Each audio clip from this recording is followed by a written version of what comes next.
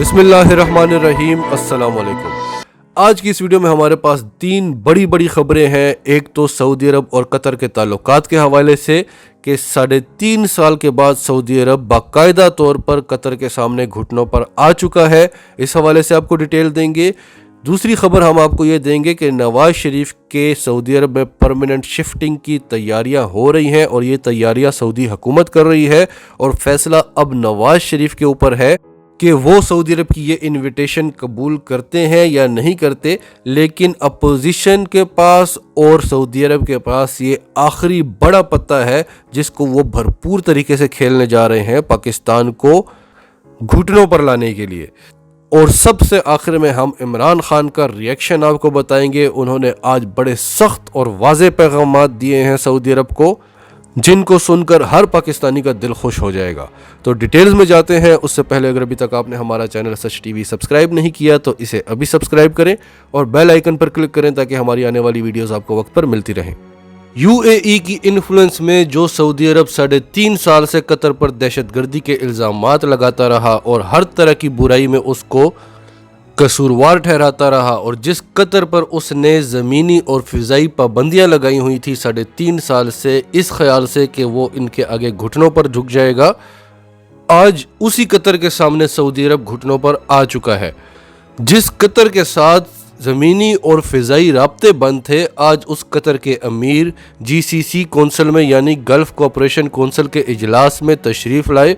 तो मोहम्मद बिन सलमान ने जो उनका इस्तकबाल किया वो तारीख़ में याद रखा जाएगा।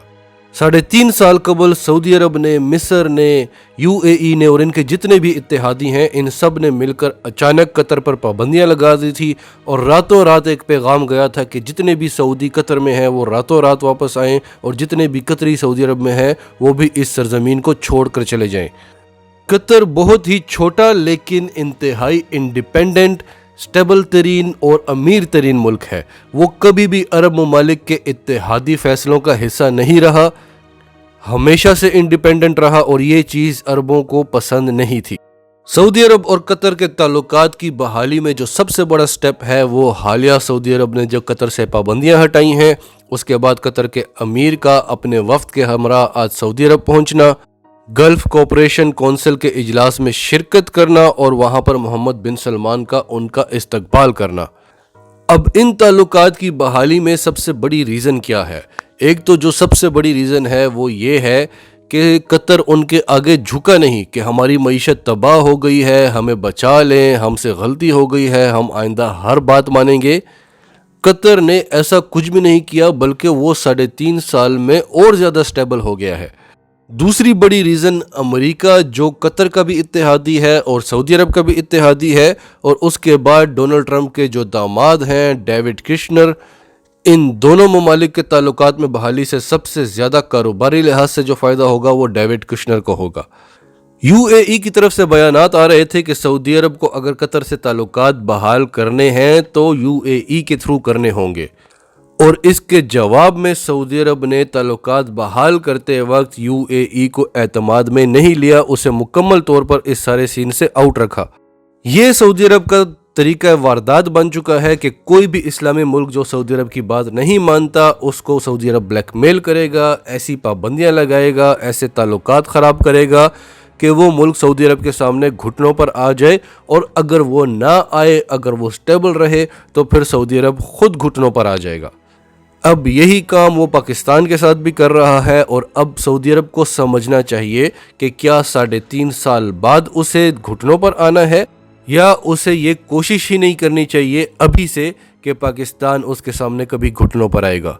और ये पाकिस्तान के लिए भी एक लेसन है कि उसने कतर वाला तरीका अपनाना है या वो तरीका जो हमेशा से पाकिस्तान अपनाता रहा। अब इस तमाम सूरत हाल में जो सऊदी अरब काफ़ी अरसे से कोशिश करता रहा पाकिस्तान को घुटनों पर लाने की और उसकी हर कोशिश में उसको मुंह की खाना पड़ी, अब इस तमाम सूरत हाल में उसके पास एक ही पता रह गया है और वो पता है नवाज शरीफ को पनाह देना। नवाज शरीफ का पासपोर्ट एक्सपायर हो रहा है, बरतानिया हुकूमत पर भी पाकिस्तानी हुकूमत का बहुत ज़्यादा प्रेशर बढ़ चुका है। अब ऐसे में नवाज शरीफ का सऊदी अरब जाना, वहाँ पर सेटल होना सिर्फ सेटलमेंट के लिए नहीं है बल्कि सऊदी अरब को मज़ीद मजबूत बनाने के लिए, اینٹی پاکستان ممالک کا جو گٹھ جوڑ ہے، جس میں بھارت ہے، عرب ممالک ہیں، اسرائیل ہے، امریکہ ہے، ان تمام ممالک کو مزید مضبوط کرنا، پاکستان کو پریشرائز کرنا اور ان تمام ممالک کے ساتھ مل کر ایک بڑی کوشش کرنا کہ نواز شریف کو واپس اقتدار میں لایا جائے۔ سعودی عرب کے شاہی خاندان کی جو نواز شریف پر مہربانیاں ہیں وہ کسی سے ڈھکی چھپی نہیں ہیں، لیکن ان کے تعلقات میں خرابی کب سے پیدا ہوئی؟ سب سے پہلے تو تب جب یمن جنگ میں سعودی عرب نے پاکستان کو شرکت کے لیے کہا اور نواز شریف نے فوراً ہی حامی بھر لی اور بتایا کہ ہماری فوجیں حاضر ہیں آپ کی خدمت کے لیے۔ بغیر کسی سے مشورہ کیے پاکستان میں انہوں نے سعودی عرب کو ہاں کر دی۔ جب جنرل راحیل شریف کو پاکستان کی اسٹیبلشمنٹ کو اس بات کا پتہ چلا تو انہوں نے ایک پریزنٹیشن دی کہ یہ جنگ ہمارے لیے کس قدر نقصان دہ ثابت ہو سکتی ہے۔ افغان جنگ میں جس طرح سے پاکستان پھنسا، جس طرح سے پاکستان کی معیشت تباہ برباد ہو گئی، یمن جنگ اس سے زیادہ پاکستان کو تباہ کر دے گی اور پاکستان اس مشکل سے نکل نہیں سکے گا۔ بہرحال یہ معاملہ پارلیمنٹ پر ڈال دیا گیا اور پارلیمنٹ نے اس بل کو منسوخ کر دیا۔ پھر جب سعودی عرب اور قطر کے تعلقات خراب ہوئے، سعودی عرب نے قطر پر پابندیاں لگائی، تو اس دوران بھی نواز شریف نے قطر کی سپورٹ کا اعلان کیا اور قطر کے ساتھ پاکستان کے نہیں، جو نواز شریف کے ذاتی خاندانی تعلقات تھے،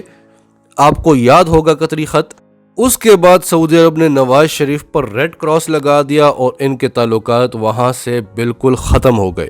اب اس کے بعد سعودی عرب اور پاکستان کے جو حالیہ تعلقات جس کشیدگی پر آ چکے ہیں، سعودی عرب سارے پتے کھیل چکا ہے، پاکستان کہیں سے بھی نہیں جھک رہا۔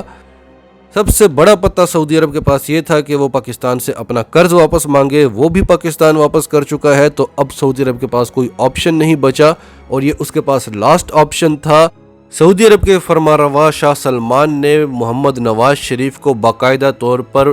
پرماننٹ رہائش کے لیے انوائٹ کر دیا ہے سعودی عرب، اور ان سے کہا ہے کہ آپ کا پاسپورٹ ایکسپائر ہو رہا ہے، آپ کو پریشان ہونے کی بالکل ضرورت نہیں ہے، آپ سعودی عرب تشریف لے آئیں۔ اس حوالے سے جتنی بھی قانونی پیش رفت ہوگی وہ سعودی عرب دیکھ لے گا۔ نواز شریف اب عمرے کے بہانے سعودی عرب جا رہے ہیں اور وہ جا کر وہاں پر شاہ سلمان سے بھی ملاقات کریں گے، محمد بن سلمان سے بھی ملاقات کریں گے اور ان کے درمیان تمام معاملات طے پائیں گے۔ اور میاں محمد نواز شریف کا ایک وفد آلریڈی سعودی عرب پہنچ چکا ہے اور وہاں پر جو حسین نواز کی رہائش گاہ ہے اس میں تیاریاں ہو رہی ہیں نواز شریف کے سعودی عرب میں قیام کی۔ آپ کو یاد ہوگا کہ اس سے پہلے عمران خان سخت پیغامات بھیج چکے ہیں اور محمد بن سلمان نے عمران خان کو واپس پیغامات میں بتایا کہ پاکستان کے ساتھ ہمارے تعلقات جو ہیں وہ پاکستان کی حکومت کے ساتھ ہیں۔ سعودی عرب کبھی بھی نواز شریف کو سپورٹ نہیں کرے گا اور ایسے کسی شخص کو سپورٹ نہیں کرے گا جس کے خلاف پاکستانی حکومت ہو۔ ہمارے تعلقات پاکستان کے ساتھ ہیں، کسی ایک شخص کے ساتھ نہیں ہے، اور یہ ایک ہفتہ ہی ہوا یہ پیغام آئے ہوئے۔ لیکن آپ کو یاد ہوگا کہ اس سے پہلے UAE نے بھی ایسا ہی ایک پیغام دیا تھا کہ ہم نے کوئی ویزا بند نہیں کیے پاکستانی ورکرز کے لیے، اور دوسری طرف پاکستانی ورکرز پر پابندیاں لگائی جا چکی تھیں۔ اب نواز شریف کے پاس اس وقت آپشن کیا ہے؟ ایک تو برطانوی قانون ہے کہ اگر آپ علاج کے لیے برطانیہ میں ہیں اور آپ کی فیملی بھی وہاں پر ہے اور آپ کا پاسپورٹ ایکسپائر ہو چکا ہے تب بھی آپ 1.5 سال تک برطانیہ میں رہ سکتے ہیں۔ تو نواز شریف فی الحال برطانیہ میں 18 ماہ تک تو رہ سکتے ہیں، لیکن وہ سعودی عرب جائیں گے پاکستان پر پریشر ڈالنے کے لیے، اور سعودی عرب بھی یہ پتہ استعمال کرے گا پاکستان پر پریشر ڈالنے کے لیے۔ اب ڈیپینڈ کرتا ہے پاکستان پر، کیونکہ پاکستان کی حکومت، پاکستانی ریاست، پاکستان کی اسٹیبلشمنٹ سعودی عرب کو 2 ٹوک پیغام دے چکی ہے کہ ہم کسی صورت بھی حکم نہیں لیں گے، اور سعودی عرب گھٹنوں پر آ بھی چکا ہے، لیکن اس کے پاس ایک آخری ایسٹ جو رہ گیا ہے وہ پاکستان کی اپوزیشن ہے۔ وہ ایک بار ٹرائی ضرور کرے گا کہ کیا اس طرح سے وہ پاکستان کو گھٹنوں پر لا سکتا ہے۔ اب ڈیپینڈ کرتا ہے کہ پاکستان کا ریئیکشن کیا ہوگا، اور ہم جتنا عمران خان کو جانتے ہیں وہ بالکل بھی نہیں جھکے گا، اور یہ معاملہ سعودی عرب اچھی طرح سے جانتا ہے کہ عمران خان کا ویک پوائنٹ ہے۔ لیکن پاکستان کو اتنا سمجھنا ہوگا کہ سعودی عرب پاکستان کی فارن پالیسی پر ڈیپینڈ کرتا ہے، بھلے وہ چاہے یا نہ چاہے۔ اور اب آخری خبر جو ہم آپ کو بتا رہے ہیں اسی سے لنکڈ ہے، اسی حوالے سے ہے۔ آج عمران خان کا کامران شاہد کے ساتھ جو انٹرویو ہوا، اب آپ ذہن میں رکھیے کہ سعودی عرب کے وزیر خارجہ جو ہیں وہ پاکستان تشریف لا رہے ہیں ایک وفد کے ہمراہ جو پاکستان میں انویسٹمنٹ کرنا چاہتے ہیں، اور یہ پاکستان کو خوش کرنے کے لیے، پاکستان کو منانے کے لیے ہو رہا ہے۔ اور ان کے آنے سے پہلے اس انٹرویو کے ذریعے سعودی عرب کو عمران خان کی طرف سے ایک پیغام جاتا ہے، جب کامران شاہد یہ سوال کرتے ہیں کہ آپ سعودی عرب کو کیوں تنگ کر رہے ہیں ارطغرل ڈرامہ لگا کر، تو عمران خان جواب دیتے ہیں کہ پاکستان ایک آزاد ملک ہے اور ہمارے ترکی کے ساتھ بہت اچھے تعلقات ہیں اور ہم جو ڈرامہ چلانا چاہیں ہم چلا سکتے ہیں۔ پھر عمران خان نے کہا کہ ہم نے کبھی بھی مسلم امہ کو ڈیوائیڈ کرنے کی کوشش نہیں کی، ہم جو ملائیشیا سمٹ میں جا رہے تھے، جو ڈاکٹر مہاتیر محمد کے ساتھ، طیب اردگان کے ساتھ مل کر عمران خان کر رہے تھے، وہ مسلم امہ کو ایک کرنے کے لیے تھا، لیکن ہم اس سے پیچھے اس لیے ہٹے کہ سعودی عرب کو لگ رہا تھا کہ ہم مسلم امہ کو ڈیوائیڈ کر رہے ہیں۔ اب یہ دوسری دھمکی دی عمران خان نے اس انٹرویو میں سعودی عرب کو کہ یعنی ہم پھر سے یہ کام کر سکتے ہیں۔ پھر عمران خان نے اس طرف بھی اشارہ کیا کہ ہم نے تو آپ کے جن ممالک کے ساتھ تعلقات خراب ہیں ان کو بھی ٹھیک کرنے کی کوشش کی، اور سب سے آخر میں عمران خان نے جو بڑی بات کی، انہوں نے کہا کہ اس میں کوئی شک نہیں کہ پاکستان ایک بہت بڑی طاقت ہے اور ہم اس چیز کا کبھی فائدہ نہیں اٹھاتے۔ بھلے ہماری معاشی کمزوری ہے، ہماری معیشت کمزور ہے، لیکن ہم بہت بڑی طاقت ہیں، اس چیز میں کبھی کسی کو شک نہیں کرنا چاہیے، اور اگر ہم نے اس چیز کا کبھی کوئی فائدہ نہیں اٹھایا تو دوسروں کو بھی سمجھنا چاہیے، یعنی ان کا مطلب تھا کہ ہلکے میں نہیں لینا چاہیے۔ اگر ہم آپ کی عزت کر رہے ہیں تو اس کا یہ مطلب نہیں ہے کہ ہم کمزور ہیں، ہم ایک عالمی طاقت ہیں، یہ آپ بھی جانتے ہیں، یہ ہم بھی جانتے ہیں، اور یہ بات پوری دنیا جانتی ہے۔